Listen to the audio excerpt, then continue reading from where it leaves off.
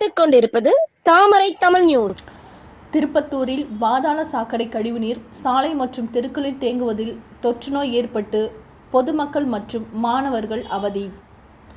திருப்பத்தூர் மாவட்டம் திருப்பத்தூர் நகராட்சிக்கு உட்பட்ட 15வது வார்டு பாரதிதாசன் பகுதியில் சுமார் 300க்கும் மேற்பட்ட குடும்பங்களில் 1000த்திற்கும் மேற்பட்ட பொதுமக்கள் வசித்து வருகின்றனர். இந்த நிலையில் அப்பகுதியில் உள்ள பாதாள சாக்கடை கழிவுநீர் கடந்த சில 6 மாதங்களுக்கு மேலாக வெளியேறி சாலை மற்றும் தெருக்களில் பெருக்கெடுத்து ஓடி வருகிறது.